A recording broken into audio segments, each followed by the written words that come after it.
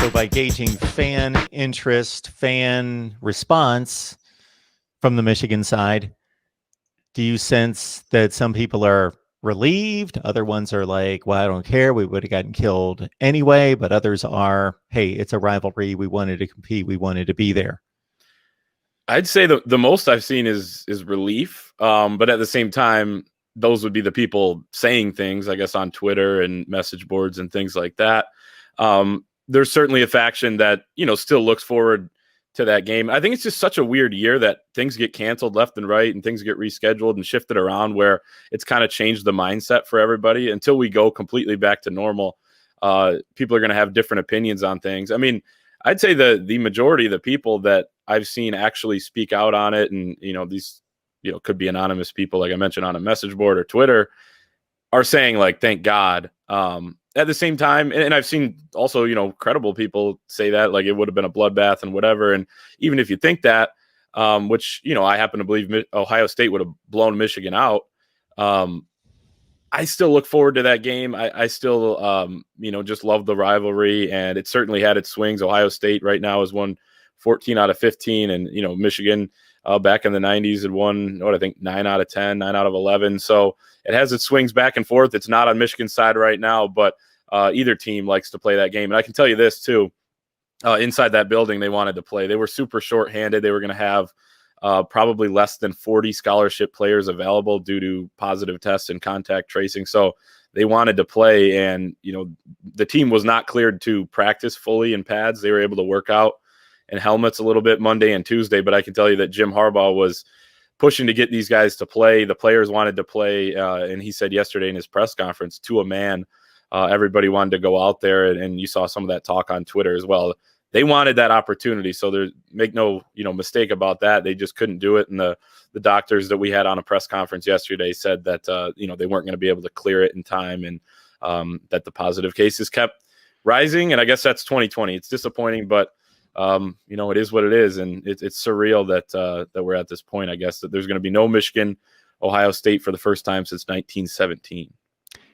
And for those people out there that love college football but aren't necessarily entrenched in this rivalry, you would have to be completely under a rock, obviously, not to understand it, know it, acknowledge it. But at the same time, there's just a narrative, a thought process out there by college football fans that are outside the rivalry that Ohio State kills Michigan every year. That's not the case. So if we were sitting here 2 years ago, we would be going into the 2018 game in which Michigan was a 4-point favorite, expected to win the game. Yeah. It wasn't a surprise that Ohio State won the game, but in the manner that they did.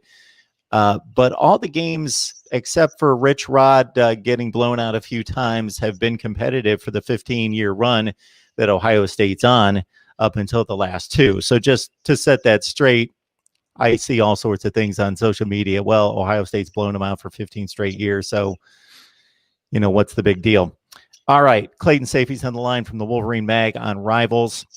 So we've got Big Ten championship game weekend in which Michigan and everyone else in the Big Ten would be paired up against an opponent from the Western Division.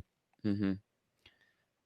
A possible bowl game, because despite the record, it's been stated by the NCAA, bowl bids are open to everyone or anyone, but there are a limited number. But of course, with Michigan's name brand, I would think that they could push themselves into a bowl game if they so chose. How important is it for the brand, the program, and the 2021 team to play any more football this year? Or is it more beneficial just to shut things down and go to spring practice?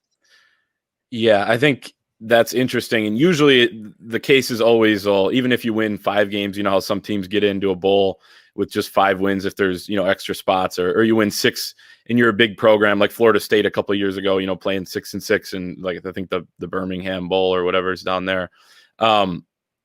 You say it's worth it. You get the 15 extra practices. You can get your team going for the next year and hopefully gain some momentum. You play a Tulsa type and, whatever.